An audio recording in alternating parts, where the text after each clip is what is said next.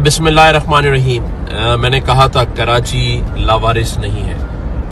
میرے بہن اور بھائی بزرگ اس شہر میں رہنے والے اپنے آپ کو غیر محفوظ نہ سمجھیں۔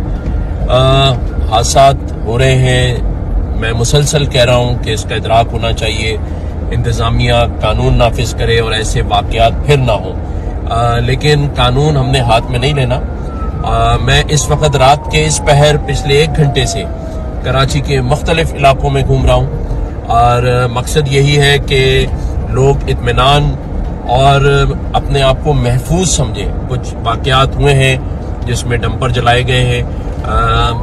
میں اس وقت جہاں یہ واقعہ ہوا ہے، جو چورنگی ہے، میں وہیں جا رہا ہوں اس وقت، اور مختلف علاقوں کے اندر میں نے دورہ کیا ہے۔ اس وقت حالات بہتر ہو گئے ہیں، رستے کھل رہے ہیں، لیکن انشاءاللہ تعالی شہریوں سے میں صرف یہ کہوں گا کہ وہ اپنے آپ کو غیر محفوظ نہ سمجھیں، اور وہ لوگ جو شر پسند عناصر ہیں ان کا تعین کریں، اور کسی کو بھی اجازت نہیں ہے کہ وہ اس شہر کی املاک کو نقصان پہنچائے۔ یہ ہم سب کا شہر ہے، ہم سب کو اس کی حفاظت کرنی ہے۔ شکریہ۔